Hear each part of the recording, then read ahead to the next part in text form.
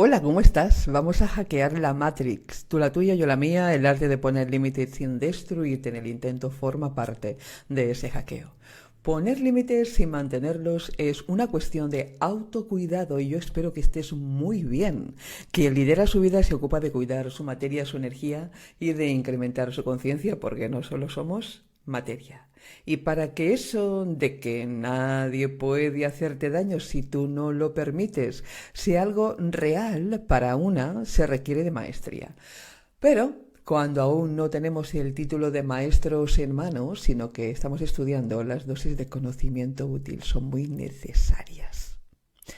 La premisa dicha anteriormente la entiendes a nivel cognitivo e intelectual, pero a la hora de ponerla en práctica te lías y te confundes quizás con partes del procedimiento, sobre todo con los que entran en contradicción con aspectos emocionales. A la hora de poner límites, entrar en contacto con ese enfado, con el enfado, es necesario. Si no, ¿cómo vas a saber de que tienes que protegerte, distanciarte o defenderte?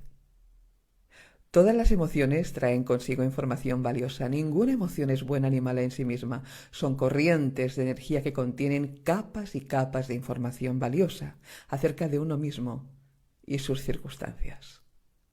Los problemas aparecen cuando nos dejamos dominar y arrastrar por esos impulsos de energía llamados emociones o no salimos nunca del bucle. Y la maestría consiste en usar el impulso emocional, en este caso, a nuestro favor. Estamos empezando para mantener el orden y la armonía internas, no para contribuir al desorden y la desarmonía interior, pero para ello es necesario entender su función dentro del contexto. Si te niegas la posibilidad de conectar con tu enfado, nunca conectarás, o muy difícilmente, con la necesidad de establecer límites que a veces son muy saludables para todos. Conectar con las emociones mal denominadas negativas es necesario. Te va a permitir saber cuándo poner un límite. Si no sabes hacerlo sin la emoción. Y sí, puede ser que el enfado sea una forma de miedo, como dice el doctor Miguel Ruiz en su fantástico libro La maestría del amor, pero a veces es, repito, necesario para realizar ciertas acciones que sirven para protegernos y que si no fuese debido a que sentimos ciertas emociones, no seríamos capaces de ver la necesidad de poner precisamente ningún límite. Y los límites cuando son necesarios, lo son.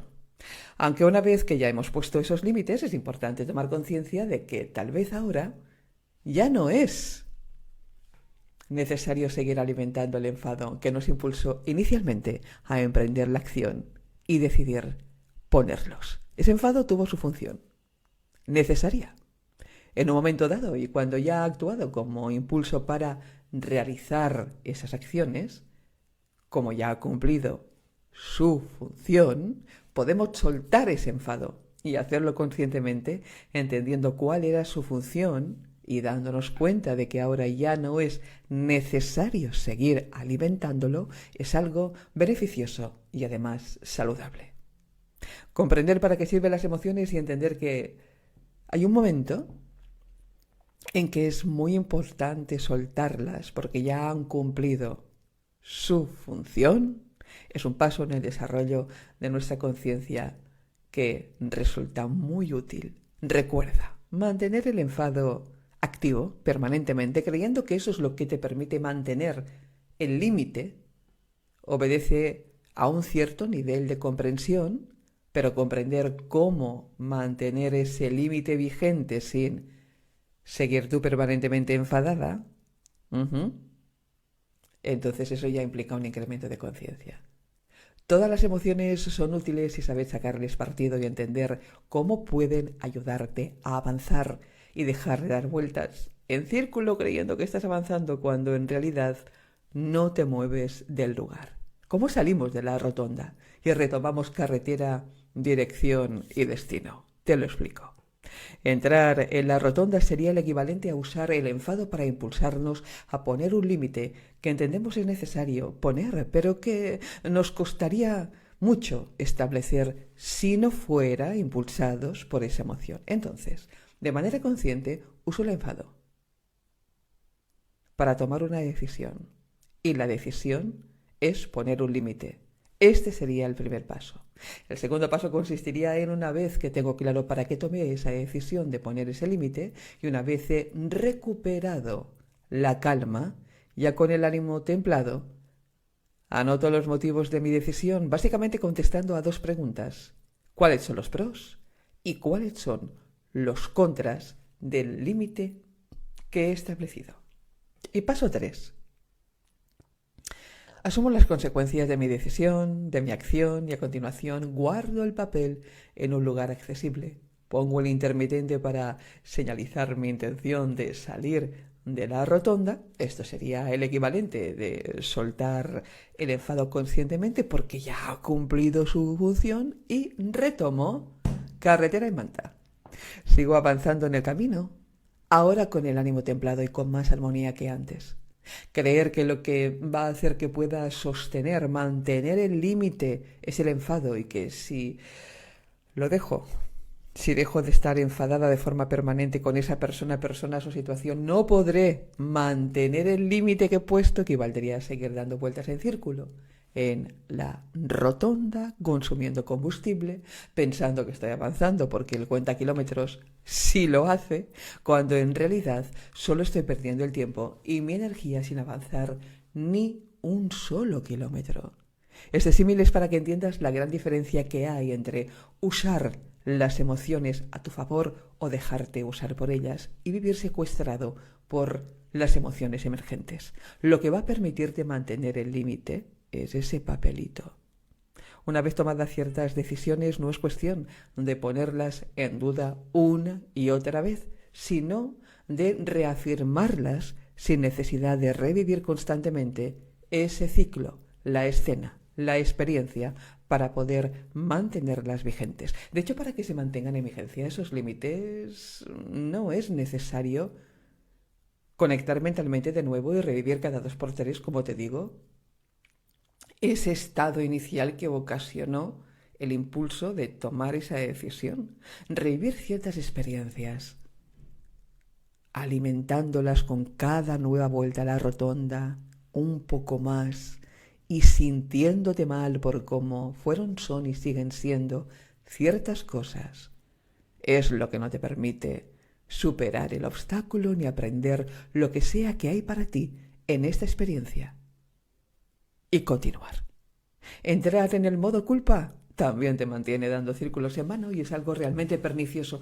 Es una forma de autoataque, es una manera de sentirte mal contigo misma, haciendo caso a una voz o a un diálogo en tu cabeza, donde es tu mente quien pone en duda la validez de tus emociones y de tus decisiones. Y esto equivale a ir lanzando contra ti mismo un cóctel Molotov cada 4 pasos. ¿Sabes cómo está esto afectando a tu salud? Lo hace y de muy mala manera. Así que lidera la situación y entiende lo siguiente. 1. Las decisiones en cuanto a la conveniencia de poner ciertos límites se mantienen a partir de la reflexión, no de la intensificación de la emoción inicial que te llevó a ponerlos. En el momento en que decides lo que decides, tienes que tener claro desde dónde lo haces y para qué así lo decides. Escribe los pros y los contras y las posibles consecuencias, porque necesitarás tener a mano esa hoja cuando surjan de nuevo las dudas respecto a lo que ya decidiste. ¿Por qué es tan importante que lo escribas? Porque hay tal cantidad de pensamientos que a diario cruzan por nuestra mente que si no retienes lo más importante y lo resaltas de alguna forma, se van a mezclar entre la multitud. Y es ahí cuando perdemos foco, claridad y propósito, porque la programación antigua, el miedo y los argumentos del ego perezoso pueden hacer acto de presencia en cualquier instante y sobre todo en momentos de especial vulnerabilidad. Es cuando se cuelan los pensamientos intrusos. Pero muchos de esos momentos se pueden prever y por lo tanto prevenir. De hecho, lo tienes que hacer. Tienes que conocer cuáles son los tuyos para poder estar al tanto y no quedarte atrapada de nuevo en la próxima rotonda dando vueltas sin parar o por falta de atención tomar la salida equivocada. Recuerda que la dirección es hacia adelante porque lo que queremos es avanzar, evolucionar. Estos momentos de baja atención y por lo tanto de vulnerabilidad se dan especialmente cuando estás cansado, sobreexcitado o aburrido. El juego es mental, el reto siempre es contigo y con tu propia mente. El enemigo principal está en la mente y en tu caja de herramientas infalibles para ganar la partida y llegar a la casilla de salida tienen que estar sí o sí el discernimiento, la responsabilidad y la creatividad. En el juego de tu vida no puede ser ni uno más entre el público ni un aficionado. Para ganar la partida hay que llegar al nivel de experto, hay que aprender a hackear cada uno su propia mente para poder subir de nivel. Y no hay un solo manual de uso válido para todos los públicos. Tendrás que crear el tuyo, sí, el tuyo propio, poniendo a prueba en primera persona todo lo que resuene contigo y validando o descartando lo que sí funciona y lo que no. Ensayo, error, ensayo, error. Ensayo, error y uso del método científico para poner a prueba lo que necesitas comprender e integrar. Porque aunque humanos, no somos exactamente iguales, nos parecemos, pero no somos clones, aunque puede ser que los haya. Pero si tú no lo eres, el manual del de al lado, sí, te va a servir para aprender a observar un modelo en un momento dado y para que crees el tuyo propio. Pero hasta ahí, porque ningún manual ajeno te va a solventar la vida, solo el tuyo. Y este está, no inevitablemente, sino afortunadamente, en constante revisión y construcción. Hoy te he hablado de 3 herramientas infalibles: el discernimiento, la responsabilidad y la creatividad. Y en próximas publicaciones voy a profundizar en la expresión, uso y manejo de cada una de ellas. El desconocimiento de la ley no te exime de sus consecuencias y el universo opera con sus propias leyes, las cuales no son las creadas por el hombre, son leyes que nos enseñaron antes de nacer y que hay que recordar para poder usar y crear una buena vida. La base del autoliderazgo consciente, porque la felicidad es posible, pero conlleva autoconocimiento, autoobservación, incremento de conciencia, poder personal y voluntad de avance y de evolución. Deseo que pases un día excelente, líder, y recuerda, si con todo eso no es suficiente, siempre nos queda la herramienta estrella para aquellos que resonamos con ella. Y es, por ejemplo, una buena sesión de terapia de vidas pasadas, trabajando con lo que no puedes trascender, pero no con la experiencia, sino con lo que sientes. No puedes trascender, aunque lo hayas intentado de muchas formas. Tal vez ahí esté el próximo paso. Pero antes, hay muchas soluciones viables para poner en práctica, si es lo que quieres. Lo dicho, que pases un día excelente, líder. Hasta la próxima.